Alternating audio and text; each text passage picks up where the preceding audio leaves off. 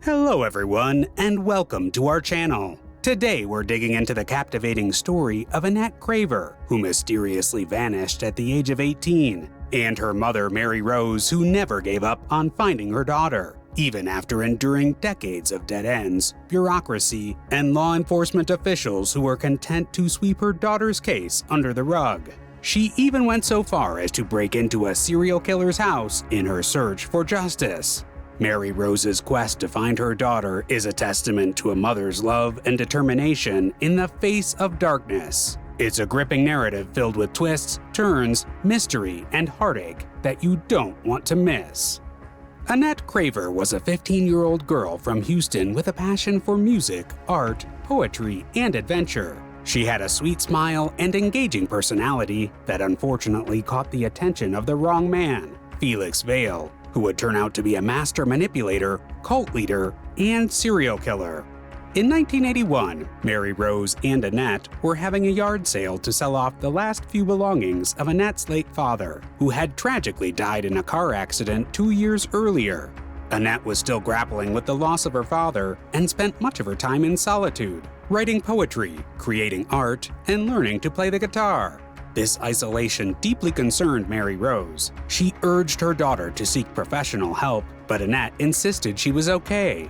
When Felix Vale, then 41, pulled up to the yard sale on his motorcycle and struck up a conversation with Annette, Mary Rose didn't perceive him as a potential threat. To her, he was just another customer. And Mary Rose had her own reasons for being preoccupied. After her husband's death, she struggled to find work in Houston and provide for her daughter. She had a job opportunity in Oklahoma, but it would mean temporarily leaving Annette in the care of a friend, as she didn't want to jeopardize her daughter's education. What Mary didn't realize was that while they were separated, the mysterious stranger from the yard sale was getting closer and closer to her underage daughter. Annette's letters mentioned her budding friendship with Felix, but the extent of their relationship remained concealed. Mary Rose only learned about the intimacy between them later on. After graduating from high school 2 years early at the age of 16, Annette moved to be with her mother in Tulsa, Oklahoma, where Mary Rose purchased a house and put the deed in both their names. Unfortunately, Felix followed them to their new home and convinced Annette to travel the country with him on his motorcycle. Believing that her daughter would run away if she refused permission, Mary Rose agreed. For a year, Mary Rose struggled to reach her daughter, receiving sporadic letters from ever-changing locations. Then came the dreaded moment when Annette asked her approval to marry Felix, which she needed because she was still underage. Facing the difficult choice between trusting her instincts or pushing her daughter away, Mary Rose gave her approval. After the wedding, however, Felix's personality completely changed. He became controlling and manipulative. And when Annette became pregnant, he forced her to undergo an illegal abortion. In 1984, Annette told her mother that she wanted to leave Felix and rejoined her in Oklahoma. 2 weeks later, Felix showed up at their doorstep and manipulated Annette into accusing Mary Rose of stealing her own house. Heartbroken, Mary Rose transferred her share of the house to Annette and moved to California. After just a few months, Annette transferred her ownership of the property to Felix. 3 weeks later, Annette disappeared without a trace. Mary Rose contacted Felix, who claimed Annette had left him and gone to Mexico. Justifiably suspicious of this story, Mary Rose filed a missing persons report, but the Tulsa police believed Felix's deception. After 7 years of unanswered pleas to the police and FBI, Mary Rose took matters into her own hands and began looking into Vale's dark past. She discovered that Felix had been married previously to Mary Horton Vale, who suspiciously drowned in Louisiana in 1962. Her investigation led to Mary Horton's brother Will, who shared his account of the grim story, which was eerily similar to Annette's. Felix and Mary met in 1960 while studying at McNeese State College, and within 6 months, they were married. They soon welcomed the birth of their son Bill, but their happiness didn't last. Felix became angry and controlling. He expressed resentment over having a child and told Mary she could not become pregnant again. When she did get pregnant a year later, Felix's rage escalated, and Mary told her parents that she was thinking of leaving him. Shortly thereafter, the couple dropped their son off with a friend and went out on a boat to go trout line fishing. Felix claimed that on their voyage, Mary spotted a stump in the water and fell overboard when he swerved to avoid it. He maintained that he tried to save Mary, but his attempts were unsuccessful. The authorities, however, were skeptical because of the circumstances surrounding her death. Mary's body showed signs of violence, with a head wound and blood on her sweater. Still, the coroner ruled her death an accidental drowning, leading to Felix's release. The story devastated Mary Rose, who now sought justice not only for Annette, but also for Mary Horton.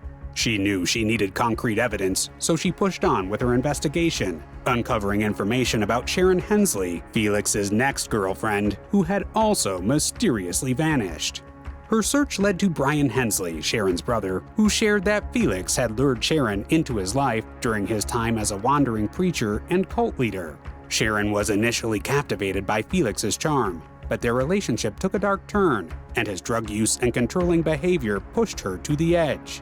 Shortly before embarking on a trip with Felix to South America, she reached out to her family and shared her concerns. She was never heard from again. Felix wrote Sharon's family a letter claiming that Sharon had left with strangers on a boat to Australia and did not want to be found. The Hensley family was not fooled by this ruse, but they had no concrete evidence to act upon. They filed a missing persons report, but the police did not investigate for over a year. Sharon's family heard nothing for decades, until Mary Rose called them in 1994. Mary Rose continued her investigation, and a breakthrough finally occurred when an old arrest report resurfaced. The report revealed that Felix's son Bill had suffered years of abuse and mistreatment at the hands of his father. At the age of 8, he mustered the courage to run to the police station, reporting that his father forced him to use drugs. He also shared that he overheard a conversation in which Felix confessed to killing Mary Horton. Later, he recorded his father's confession. After decades of relentless investigation, Mary Rose believed she had a strong case against Felix Vail, even though no physical evidence existed. She presented her research to the FBI, hoping to convince them to reopen the cases. A special agent agreed that they were dealing with a serial killer, but was subsequently laid off due to government budget cuts. The cold case department was also affected, and no one followed up on Mary Rose's case. It appeared that Mary Rose was out of options.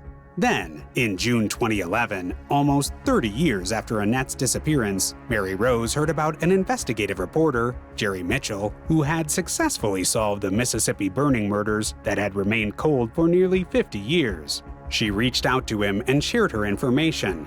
Mary expressed her intention to confront Felix, who had recently returned to Mississippi, and Mitchell agreed to accompany her. Together, they embarked on a journey to uncover the truth. They arrived at a remote trailer near the ruins of a burned-down house. Despite the possibility that Felix, a suspected serial killer with at least 3 victims, was inside, she climbed through the broken back window. Inside the trailer, she discovered a collection of religious texts and a cache of weapons. Mitchell was shocked when Mary Rose started tossing machetes out the back window. When Mary Rose emerged from the trailer, the pair were approached by a woman, Kay Faulkner, who turned out to be Vail's sister. Despite initially being annoyed at the intrusion, after hearing their story, Kay expressed her belief that her brother was indeed responsible for the 3 women's deaths. Convinced that he could crack these cold cases, Mitchell immediately got to work investigating the 3 murders, eventually publishing a book entitled Gone, retelling the story of the murders and the ensuing investigations. The book received multiple awards, and the FBI reopened the cases, but determined that only Mary Horton Vail's case could be pursued due to her confirmed death. They found a willing district attorney, Hugo Holland, to tackle the seemingly hopeless case, but their efforts hit a dead end due to a lack of concrete evidence. Finally, their luck changed when Holland found a 90-year-old man, Ike Abshire, who had been Felix's co-worker at the time of Mary's murder in 1962, and had also been part of the search party that discovered Mary's body. Ike gave investigators photos of Mary's body after her death, revealing that when her body was pulled out of the water, there was a scarf tied tightly around her neck, suggesting that she was strangled prior to her drowning. Ike's testimony and photos sealed the case, and in 2016, Felix Vail was convicted of Mary Horton's murder and sentenced to life in prison. Mary Rose's 3 decades of grit, determination, and persistence had finally paid off. Although Annette's disappearance remained unsolved, Mary Rose's main goal was achieved. Vail was convicted of murder, ensuring he'd spend the rest of his life in prison. And she had provided much-needed closure to the Horton and Hensley families, with whom she had formed strong bonds over the years of the investigation, trial, and conviction. Unfortunately, Mary Rose would not find the same closure, since Annette's body was never found, leaving a piece of her heart forever broken. To cope with her loss, Mary Rose wrote letters to Annette after the trial, seeking forgiveness and hoping to eventually overcome her grief.